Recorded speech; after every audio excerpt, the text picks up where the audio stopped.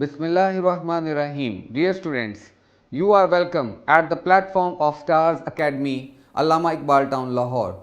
This is an MDCAT preparation platform. Dear students, we have to discuss some of the most important ingredients regarding the NMDCAT English preparation. You people have to focus on all the points with me. My dear students, this is NMDCAT E2 and L1 and our topic is on the board agreement mistakes. What does it mean?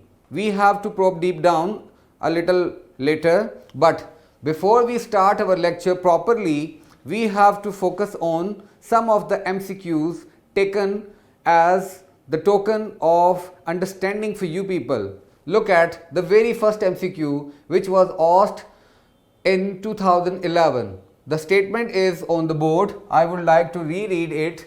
Your argument is simply. My dear student, a statement is given to a candidate along with 4 possible options.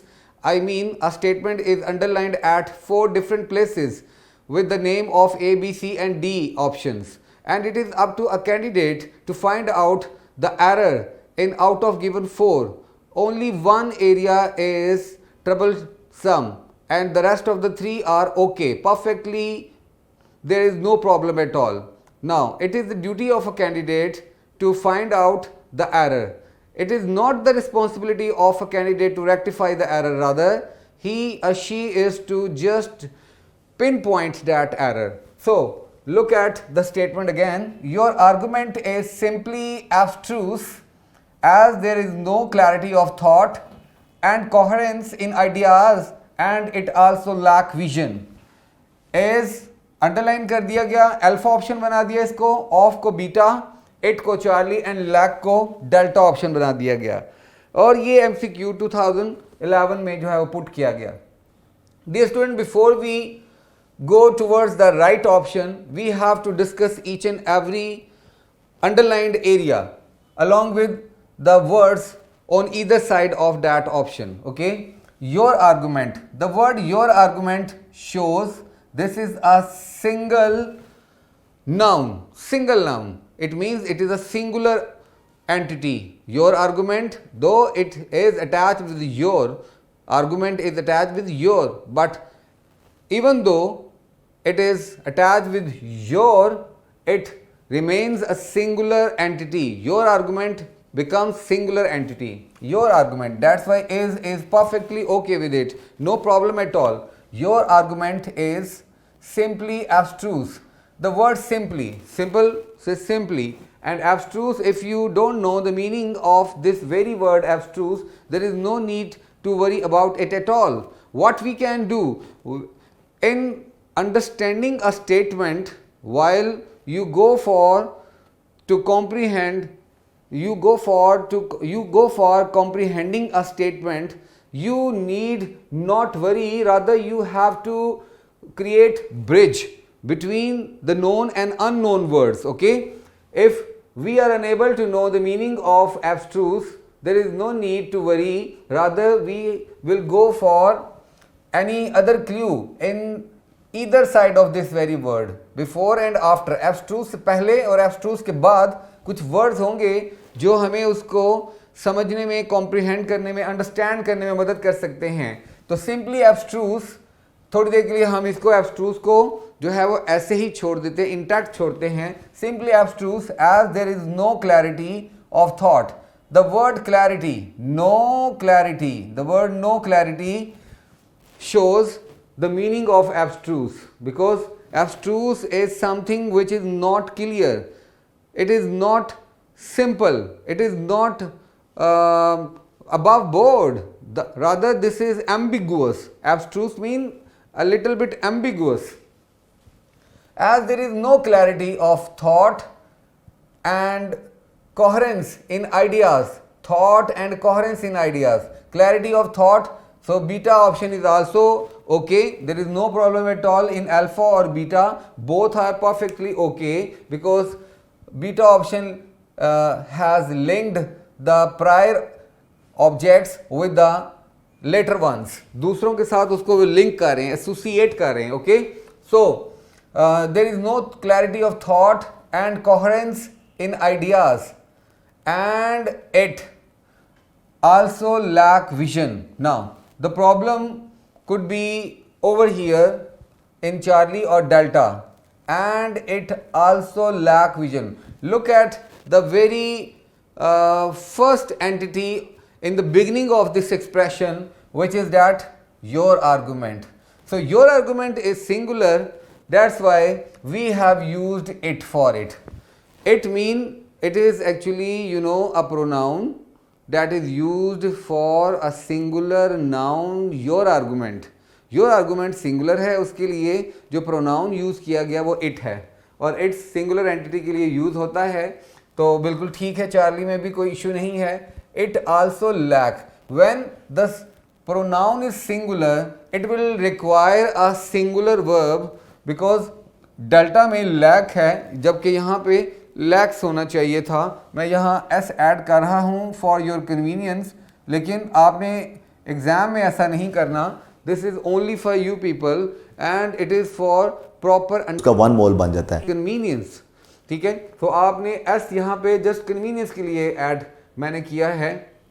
And it also lakhs vision because it requires first form of the verb along with an additional s or es. Okay, so here s was missing, that's why we have supplied here an additional s in order to make this expression perfectly okay, because lacks is totally attached with the singular entity it, and it refers to your argument.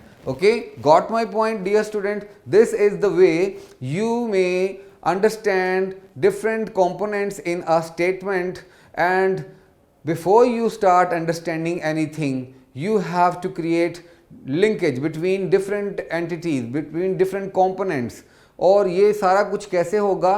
when you are well aware of this very important aspect, agreement mistakes. Means when the things are in coherence together, when the things are in agreement between one to another, then there will be no problem at all. And if there is disagreement, there will be collapsed statement, there will be problem there. So that's why the statement was in problem before we started discussing it, and now after placing an additional s in lack we have cleared this notion that the problem is now resolved. Okay, so ये एक MCQ है जिसको हमने agreement mistake के जो है वो topic के हवाले से डिस्कस किया. एक और MCQ की तरफ बढ़ते हैं. The India, in India during 1913 93% of the British garrisons was slash were inoculated. was और were, इन दोनों में से एक ऑप्शन है, वो हमें फाइंड आउट करनी है. एग्जाम में आपको किस तरह से ये स्टेटमेंट दी जाएगी, वहाँ पर अल्फा ऑप्शन इस तरह से बना दी जाएगी जिसमें वॉज आएगा, बीटा ऑप्शन में वर आ जाएगा, चार्ली ऑप्शन में कोई और मिस्टेक इनोक्यूलेट कर दी जा सकती है, डेल्टा में कोई और मिस्टेक की जा सकती है. तो ABCD 4 different statements, thorough statements आपको दी जा सकती हैं. This is another way of putting you people in trouble. तो ये भी एक मोड ऑफ क्वेश्चन है. जैसे ये एक मोड ऑफ क्वेश्चन है, we have a statement and there are 4 areas which have been underlined by the paper setter. इसी तरह से ये भी एक मोड ऑफ क्वेश्चन है कि आपको ए ऑप्शन इस तरह से बना के बी ऑप्शन में और चेंज, चार्ली एंड डेल्टा में लिटिल चेंज करके तो आपको टेस्ट किया जाएगा. तो यहाँ मैंने डेलिबरेटली जस्ट एक स्टेटमेंट में स्लैश डालकर दोनों ऑप्शंस दे दी हैं. अब इनको ज़रा डिस्कस कर लेते हैं. In India during 1913 93% of the British garrisons was were inoculated में हम किस एक जो है वो वर्ब की तरफ जाएंगे, ये डिसाइड कौन करेगा? ये आप और मैं इस तरह से नहीं करेंगे. We have to go towards the grammar. Grammar के रूल्स को देखना होगा. लुक डियर स्टूडेंट्स, यहाँ मैं इसको जो है वो इंसर्कल कर चुका हूँ 93% को. 93% से मुराद है कि जब आप 93% की बात करते हैं, परसेंटेज की, पोर्शन की बात करते हैं, फ्रैक्शन की बात करते हैं, तो फिर हमें देखना होगा कि ऑफ के बाद जो है वो हमारे पास जो वर्ड्स आ रहे हैं उनमें जो लास्ट नाउन है, जो इम्पोर्टेंट नाउन है, वो सिंगुलर है या प्लूरल है. तो लुक दिस इज एक्चुअली गैरिसन्स। गैरिसन्स एक प्लूरल नाउन बन गया है, ये एक प्लूरल नाउन है, मैं यहाँ लिख भी रहा हूँ, ये एक प्लूरल नाउन है। और अगर प्लूरल नाउन होगा तो फिर उसके अकॉर्डिंगली वर्ब सप्लाई करना होगा। अगर हम परसेंटेज के बाद ऑफ को देखते और ऑफ के बाद आने वाला नाउन सिंगुलर होता तो फिर वर्ब भी सिंगुलर होना था। This is the rule we have to apply here in order to avoid of the mistakes, in order to make a score, in order to make right and secure score. Okay, तो plural noun garrisons है, इसलिए हम was को cross करेंगे और वर को टिक करेंगे। Okay, in India during 1913, 93% of the British garrisons were inoculated. Rule आपके साथ शेयर हो चुका। अब चलते हैं एक और एमसीक्यू की तरफ। यहाँ देखते हैं कि क्या सूरत हाल है। China, together with many other Asiatic civilizations, have suffered a sharp and pervasive Western impact. This is the statement, dear students. और अब इसको डिस्कस कर लेते हैं ये इस एमसीक्यू में। चाइना के बाद हमने एक एरिया टुगेदर विद, इस एक को डिस्कस करेंगे। टुगेदर विद को इसे मैं ब्लॉक कर रहा हूँ आपके सामने, जस्ट आप लोगों की जो है वो आसानी के लिए। जस्ट यहाँ पर मैंने टुगेदर विद को ब्लॉक कर दिया। डियर स्टूडेंट, यहाँ पर एक नाउन है चाइना, ये नाउन वन है। ओके, इसे नाउन वन कंसिडर करें। many other Asiatic civilizations plural है, ज़्यादा, बहुत ही ज़्यादा जो है वो सिविलाइजेशंस हैं। इसको हम अब कर रहे हैं नाउन टू। पहला नाउन था चाइना, दूसरा नाउन है मैनी अदर एशियाटिक सिविलाइजेशंस। ये दो नाउन्स हैं और दो नाउन्स को आपने टुगेदर विद के साथ कंबाइन किया है, कंज्वाइन किया है, जोड़ा है। इसलिए हमने अब इम्पोर्टेंस देनी है एग्रीमेंट मिस्टेक्स को ज़हन में रखते हुए। जब भी कभी दो डिफरेंट एंटिटीज़ को, दो डिफरेंट नाउन्स को हम जोड़ेंगे, यहाँ पे नाउन वन चाइना था, नाउन टू यहाँ मुझे लिखना चाहिए, ठीक है। ओके, तो जब दो डिफरेंट एंटिटीज़ को, दो डिफरेंट नाउन्स को, दो डिफरेंट प्रोनाउंस को आप टुगेदर विद के साथ जो है वो ज्वाइन करेंगे तो हमेशा सिग्निफिकेंस और इम्पॉर्टेंस जो है आपको मालूम है कि वो हम नाउन वन को देंगे। अगर नाउन वन अपनी नेचर में, अपनी फॉर्मेशन में, अपने फंक्शन में सिंगुलर है तो वर्ब भी सिंगुलर होगा। अगर नाउन वन जो है वो प्लूरल है तो फिर वर्ब भी प्लूरल होगा। मेरा कहने का मतलब ये है, बहुत सिंपल वर्ड्स में मैं इसे रिपीट करता हूँ कि if the noun one is singular in its number, function and formation, we have to go for the singular verb. If the situation is vice versa, definitely we will go for the plural verb. Got it? अब यहाँ पर इसको देख लेते हैं। China singular है, noun one है, और मैं यहाँ चाइना को एक बार और जो हाईलाइट करता हूँ, यहाँ पे मैं सिंगुलर नाउन लिख देता हूँ और सिविलाइजेशंस को प्लूरल नाउन लिख देता हूँ। अब हम वर्ब सप्लाई देखेंगे कौन सी करनी है, वो हैज़ को करेंगे और हैव को क्रॉस कर देंगे। Has suffered a sharp and pervasive western impact. In this way, my dear students, we have discussed some of the barriers, some of the problems which occur in the statements, and we have to avoid of all those problems. But how can it be possible for us? Before we go towards any solution, we have to penetrate in this topic, agreement mistakes. And now let's start the points one after another relating to agreement mistakes. Okay, अब यहाँ पर आते हैं और देखते हैं कि the plus adjective turns into a nominal। ये क्या चीज़ है डियर स्टूडेंट? जब भी आप डेफिनेट आर्टिकल दा को, ये डेफिनेट आर्टिकल है, इसका मैं नाम यहाँ लिख देता हूँ डेफिनेट आर्टिकल। दा जो है, जब आप इसको किसी एडजेक्टिव के साथ में कंबाइन करेंगे, एडजेक्टिव के साथ इसको आप अटैच करेंगे तो फिर ये एक नॉमिनल बन जाएगा। और जब ये नॉमिनल बन जाएगा तो फिर ये अपनी नेचर में क्या बनेगा? It will be into a plural one. तो फिर ये प्लूरल बन जाएगा, ये एक प्लूरल नाउन बन जाएगा और फिर इसको प्लूरल वर्ब की रिक्वायरमेंट होगी. So this could be the proper agreement. Again listen, the definite article is attached with adjective. When this process is completed, it will turn into a nominal. A nominal is a plural one. When it is a plural one, definitely it will require a plural verb. So this is the process which is completed here. Okay, let's have an example.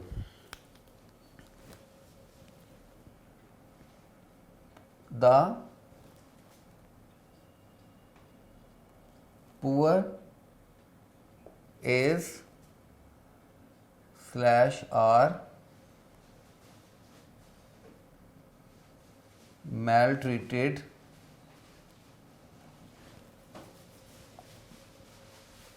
desperately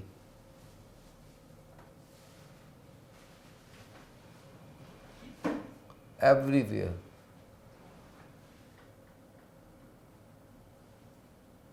In every corner of the world, in all corners of the world. Unluckily, this is a true and bare reality. लेकिन इसके साथ हमें चलना होगा. Look at the word the poor. The poor. The is definite article. Okay. Poor is an adjective and now it has become a nominal. Nominal because it is no more a noun, but it has occupied the position of a noun. It has occupied the position of a noun. It is now at the place of a noun in the beginning of the sentence. Because noun आपको पता है sentence की position में beginning में भी आता है, तो इसका the poor भी sentence में noun की position पर है, इसलिए ये nominal है. और definite article के साथ adjective लगा तो ये अब nominal बन गया. और nominal जो ही बना तो ये नॉमिनल भी प्लूरल वाला बना. अब नॉमिनल प्लूरल है. अब इसको वर्ब रिक्वायर है और वर्ब हम इसको देंगे आर और इसको क्रॉस कर देंगे. आप इस बात को भी इग्नोर मत कीजिए.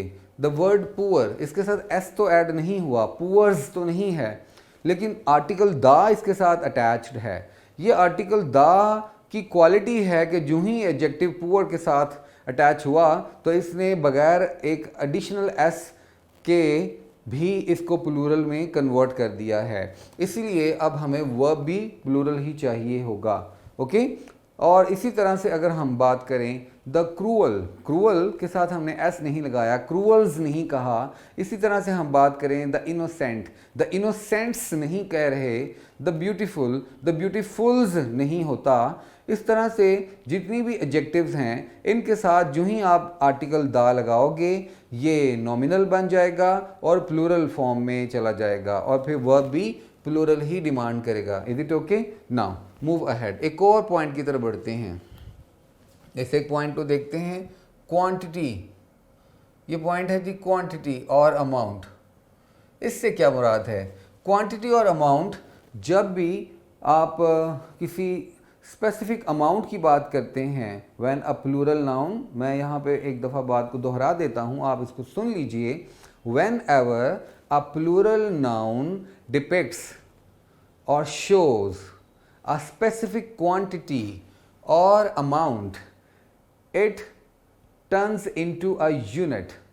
When it becomes a unit, it requires a singular verb. क्योंकि जब आप compactness लेकर आएंगे, look at my fist. This is one fist, but having the power of 5 fingers. But now it is a unit. अब ये एक है. इसी तरह से when a plural noun denotes a specific quantity or amount, it refers to a singular entity. Okay? अब ज़रा इस तरफ, और जब सिंगुलर एंटिटी बन जाएगा तो फिर वर्ब भी सिंगुलर ही डिमांड करेगा। मैं यहाँ लिख रहा हूँ कि ये सिंगुलर एंटिटी बन जाएगा, सिंगुलर नाउन होगा, तो फिर रिक्वायर क्या है, singular verb. Whenever a plural noun depicts or shows a specific quantity or amount, it turns into a singular noun and it will require a singular verb. ये हमारी इस पॉइंट के ऊपर जो है फाइंडिंग्स हैं। अब ज़रा इसके ऊपर कोई एक एग्जांपल शेयर कर लेते हैं।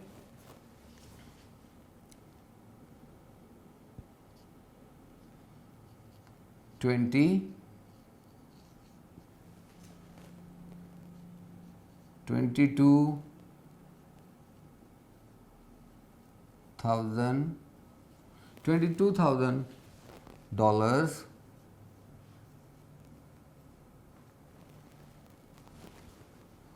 is slash are a great amount. My dear students, I have jotted down there $22,000 is slash are a great amount. Look, the word 22 is plural one. ये एक प्लूरल जो है वो नाउन है 22, और ये इस वक्त स्पेसिफिक अमाउंट की तरफ रेफर कर रहा है, और वो क्या है, $2,000। अगरचे के डॉलर्स वर्ड जो है वो प्लूरल है, इसके बावजूद हम इसको एक स्पेसिफिक क्वांटिटी कंसीडर कर रहे हैं। Look, this is the specific quantity $22,000, though it appears to be plural in number, in formation, in function, dollars s लगा है, it appears to be plural in function, formation and number, but in spite of all these factors, this is the block area. I mean, this is actually denoting towards a specific amount, a specific amount. जब आप specific बोलोगे, मैं यहाँ लिखने लगा हूँ specific, specific amount, specific number, specific amount, जब आप specific की बात करेंगे तो फिर वो सिंगुलर बन जाएगा, और वो सिंगुलर हुआ तो हमें वर्ब भी सिंगुलर चाहिए होगा। और मज़ीद भी हम देखते हैं, हमें कुछ हिंट्स मिल जाएंगे स्टेटमेंट के अंदर। आपको मालूम है कि हम बात करें सिंगुलर की, the word indefinite article a, आपको मालूम है ए हमेशा सिंगुलर एंटिटीज़ के साथ आता है, और अमाउंट, वर्ड अमाउंट भी आ गया, वर्ड अमाउंट भी आ गया, ये भी सिंगुलर ही नाउन है। तो इससे पता चला कि यहाँ पर जो ब्लॉक एरिया है, मैंने जो ब्लॉक किया है एरिया, ये स्पेसिफिक क्वांटिटी को शो करता है, स्पेसिफिक अमाउंट को शो करता है। दैट्स वाई हम इसको सिंगुलर कंसीडर करेंगे। और हमें कुछ हिंट्स भी मिल गए हैं, कुछ ऐसे क्लूज़ भी मिल गए हैं इस स्टेटमेंट में। अगरचे कि it was very small and short statement, but it has many clues to support the point, to idea. और वो क्या है कि स्पेसिफिकेशन है, यहाँ पर ए भी सिंगुलर के साथ आता है और अमाउंट भी सिंगुलर के लिए ही लफ्ज़ बोला जाता है, इसलिए ये दोनों रेफ़र करेंगे इस एक आइडिया को, स्पेसिफिकेशन को। तो हम अब वर्ब लेंगे सिंगुलर, और वो कौन सा है, इज़, और आर को आप क्रॉस करेंगे, बन जाएगा $22,000 is a great amount. Are a great amount नहीं हो सकता, क्योंकि आर ए के साथ अटैच नहीं हो सकता, एग्री नहीं करता। हमारा area of concern he agreement mistakes है, क्योंकि आर को ए के साथ अटैच नहीं किया जा सकता, इज़ को ए के साथ अटैच किया जा सकता है, इज़ को अमाउंट के साथ अटैच किया जा सकता है। इसलिए हम जो है यहाँ पर सिंगुलर जो है वो इस ब्लॉक को सिंगुलर वर्ब के साथ ही अटैच करेंगे। This is the way to know the problems which occur while attempting the MCQs. Okay, एक और पॉइंट की तरफ बढ़ते हैं, और ये देखते हैं पॉइंट फ्रेज एंड क्लॉज। ये क्या चीज़ है, फ्रेज और क्लॉज, इसकी बात करते हैं। फ्रेज और क्लॉज जो है वो अपने लिए जो है अगरचा के फ्रेज और क्लॉज के बारे में हम बात करते रहते हैं कि phrase is also a group of words, apparently it seems to be plural one. Clause is also a group of words. It also seems to be a plural entity because it has many words in it.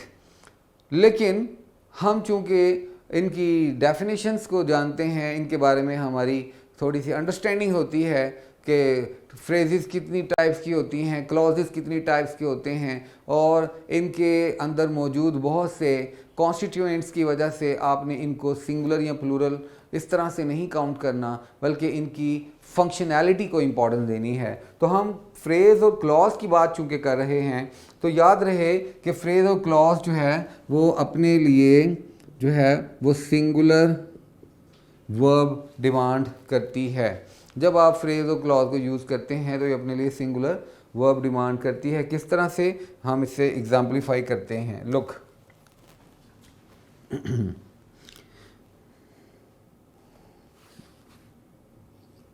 opening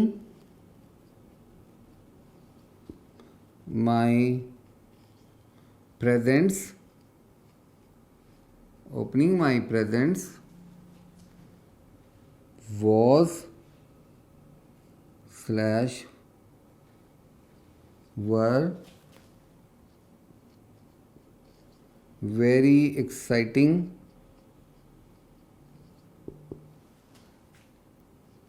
to me on my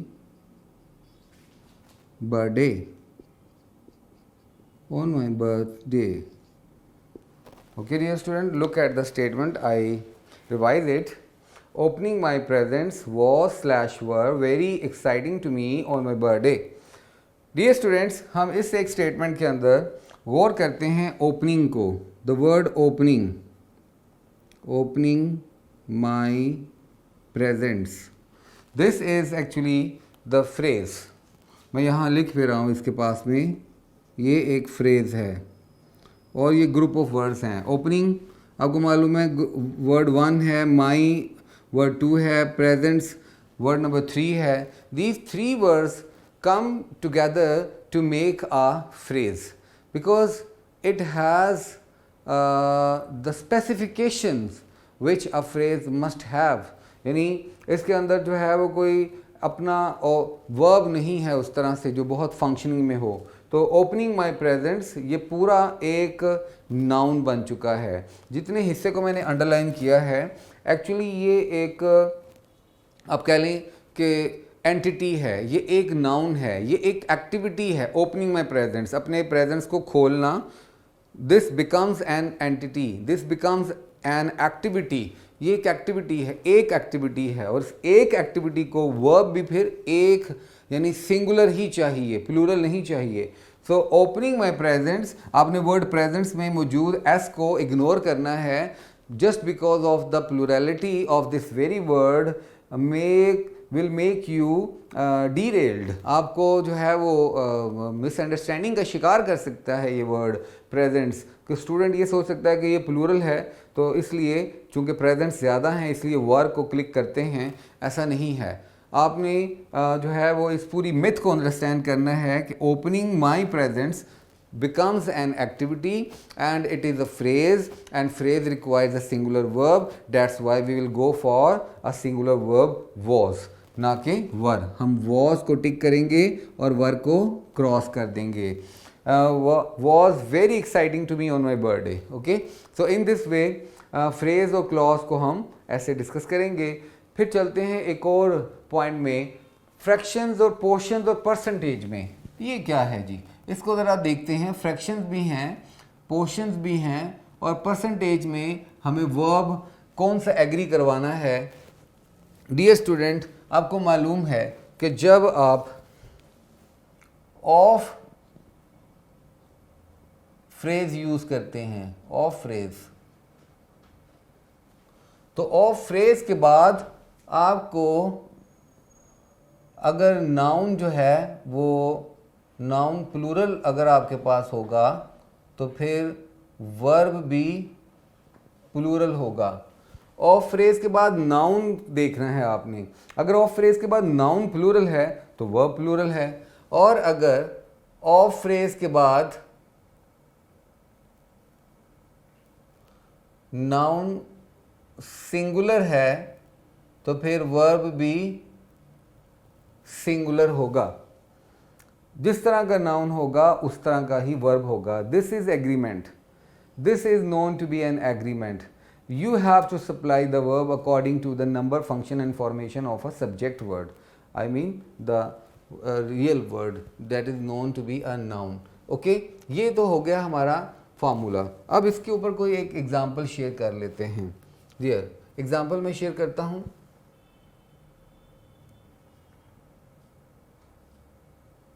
%21 of the books. Dear student, look at the example. 21% of the books is slash are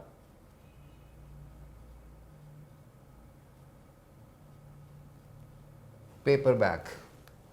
Look, percentage की बात हुई है, मैं इस area को percentage का consider करके underline कर चुका। और ऑफ की बात हुई है, अभी हमने बात की ऑफ फ्रेज के बाद हमने नाउन को देखना है। ये ऑफ फ्रेज है पूरी, 21% ऑफ द बुक्स, ये पूरी एक फ्रेज है। और फिर इसमें तीसरा वर्ड है द बुक्स। द बुक्स जो है वो एक्चुअली प्लूरल है। इधर सो यानी हमने ऑफ फ्रेज में जाना है, ऑफ फ्रेज में देखना है कि परसेंटेज है या पोर्शन है या फ्रैक्शंस हैं। तो जो ही हमने ऑफ फ्रेज के बाद वाले नाउन को देखना है, अगर वो प्लूरल है तो वर्ब भी प्लूरल होगा। क्योंकि बुक्स प्लूरल है तो मैं यहाँ पे नाउन प्लूरल लिख चुका। अब हमें वर्ब भी प्लूरल ही रिक्वायर है, तो यहाँ पर आर जो है वो इसके साथ कंपैटिबल है, इसलिए हम आर को टिक करेंगे और इसको क्रॉस कर देंगे। Dear student, 21% of the books are paperback होगा। 21% of the books are paperback. Okay, अगर यहाँ पर मैं एक और एग्जांपल आपसे शेयर कर लूँ, जैसे 21% ऑफ द पॉपुलेशन। अब मैंने 21% ऑफ द पॉपुलेशन में वर्ड ऑफ के बाद पॉपुलेशन बोला है, और पॉपुलेशन जो है वो एक सिंगुलर एंटिटी है, वर्ड है, एक नाउन है। पॉपुलेशन के लिए हम वर्ब सिंगुलर कंसिडर करेंगे। 21% of the population in Pakistan is rich. 21% of population in Pakistan is rich. तो मैंने इज बोला पॉपुलेशन की मुनासबत से, population is singular, that's why is verb भी सिंगुलर ही होगा। ओके, एक और पॉइंट की तरफ बढ़ते हैं। यहाँ देखते हैं प्रेपोजिशन और प्रोनाउन। प्रेपोजिशन और प्रोनाउन, इनका क्या एग्रीमेंट है, और फॉर्म्स ऑफ वर्ब, इनका क्या एग्रीमेंट है। फॉर्म्स ऑफ वर्ब का प्रोनाउन के साथ क्या एग्रीमेंट है। लुक, हम बात करने लगे हैं प्रोनाउन में डिफरेंट केसेस होते हैं, तो ऑब्जेक्टिव केसेस भी प्रोनाउन में होते हैं।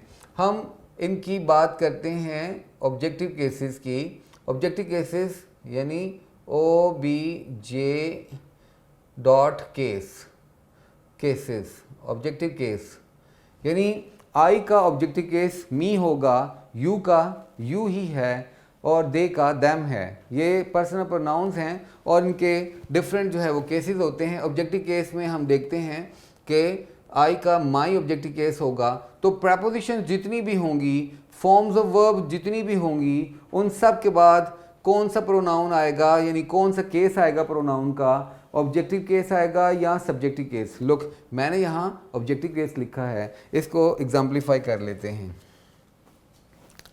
इसे एग्जाम्पलीफाई करते हैं। Between you and I / me,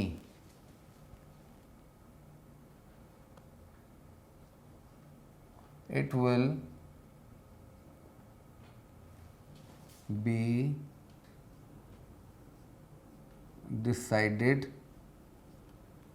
soon. Dear student, look at the example.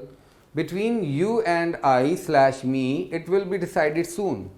Look, this is the word between. You know, it is a preposition. Since our area of concern is the agreement between preposition and pronoun, I mean the objective case of it. So between is a preposition. You, ये एक और block मैंने बना दिया you का. You क्या है? You एक ऑब्जेक्टिव केस है. मैं यहां लिख रहा हूं प्रेपोजिशन. यू एक ऑब्जेक्टिव केस है पर्सनल प्रोनाउन का. आई को मैंने ब्लॉक कर दिया और फिर मी को भी ब्लॉक कर दिया. डियर स्टूडेंट, आई भी पर्सनल प्रोनाउन का केस है, लेकिन ये तो सब्जेक्टिव केस है और मी ऑब्जेक्टिव केस है. We will go for objective case because after a preposition we need the objective case of personal pronoun, and here we will take you and me. Between you and me, I को reject करना होगा. मैं I को cross कर रहा हूँ यहाँ पर और me को टिक कर रहा हूँ. Between you and me it will be decided soon. In this way ये रिजॉल्व होगा. अब बात करते हैं फॉर्म्स ऑफ वर्ब की. फॉर्म ऑफ वर्ब में भी आ जाओ. यहाँ देख लेते हैं फॉर्म्स ऑफ वर्ब में कि जो भी आप फॉर्म ऑफ वर्ब यूज़ करेंगे उसमें ऑब्जेक्टिव केस यूज़ करना है आपने. मेन फॉर्म ऑफ वर्ब में एक एग्जांपल ले लेते हैं. Look, she wrote me a letter. She wrote me a letter. और इसके साथ में she wrote I a letter. She wrote me a letter. She wrote I a letter. मैंने दो प्रोनाउन दे दिए हैं. अब आप गौर कीजिएगा, दिस वेरी वर्ड wrote, ये क्या है? wrote ये मेन फॉर्म ऑफ वर्ब है, मेन वर्ब है. और हमने अभी बात की फॉर्म्स ऑफ वर्ब के बाद भी objective case of person noun आएगा. तो wrote एक फॉर्म ऑफ वर्ब है, मेन वर्ब है. इसके बाद हमने ऑब्जेक्टिव केस मी को सिलेक्ट करना है और आई को क्रॉस करना है, क्योंकि मी ऑब्जेक्टिव केस है और आई एक subjective case of personal pronoun है. Is it okay? लुक, एक और पॉइंट की तरफ बढ़ते हैं और इसका नाम है noun and quantifier agreement. Dear student, noun and quantifier agreement की बात जब होगी तो फिर आपको मालूम है क्वांटिफायर दो तरह के होते हैं. क्वांटिफायर दो तरह के होते हैं. एक नंबरेबल क्वांटिफायर्स होते हैं, नंबरेबल, और दूसरे मेजरेबल क्वांटिफायर होते हैं. It could be discussed with this dimension. The first category is numerable quantifiers. आप मेरी आवाज़ सुन रहे हैं ना? Numerable quantifiers. और दूसरा measurable quantifiers. Measurable quantifiers. Dear student, numerable quantifiers में नंबर, मैनी और फ्यू, इस तरह के क्वांटिफायर्स होंगे. और मेजरेबल में मच और लिटिल जैसे क्वांटिफायर होंगे. अमाउंट, ये कुछ मेजरेबल हैं, मच, लिटिल, अमाउंट. और नंबरेबल में मैनी, फ्यू और नंबर. ये कुछ क्वांटिफायर्स हैं. अब हमने देखना है इस एग्जाम्पल से इसको अंडरस्टैंड करना है जो मैं आपके साथ शेयर करने लगा हूं. Example, look, should one should not take many slash much sugar. Dear student, मैंने स्टेटमेंट लिखी है one should not take many slash much sugar. Before we adapt any one of the quantifier, either many or much, हमें decide करना है कि ये काम हम करते कैसे हैं. The word sugar is a non count noun. मैं यहाँ लिख रहा हूँ नॉन काउंट नाउन. शुगर एक NCN है, नॉन काउंट नाउन है. जब नॉन काउंट नाउन होंगे तो उनके साथ आप मेजरेबल क्वांटिफाई यूज करेंगे. नॉन काउंट नाउन के साथ मेजरेबल और काउंट नाउन्स के साथ आप नंबरेबल क्वांटिफाई यूज करेंगे. तो हम अब यहाँ one should not take much sugar correct करेंगे और मैनी को रिजेक्ट करेंगे. ओके, इसी तरह से मैं एक और स्टेटमेंट लिखने लगा हूँ यहाँ पर. A great amount slash number of people is slash are here. A great amount slash number of people is slash are here. Look, a great amount or number, word people, you know this is a count noun. यहाँ मैं CN लिख रहा हूँ, count noun. Count noun होने की वजह से आप नंबरेबल क्वांटिफायर नंबर को सिलेक्ट करेंगे और अमाउंट जो कि मेजरेबल है इसे रिजेक्ट करेंगे. और पीपल चूंकि प्लूरल है इसलिए उसके साथ वर्ब भी प्लूरल ही आएगा, एस को क्रॉस कर देंगे. Is it okay dear student? In this way we have talked about some of the problems, some of the errors relating to the agreement between its noun and verb. My dear students, this topic is very significant and it will make you people sure that if you probe deep down into it properly to know what is the error and how you can avoid of it, you may secure very good score. Today we have to close this chapter here. Inshallah we will meet in another lecture explaining different things relating to different topics. Okay, God bless you. Thank you very much.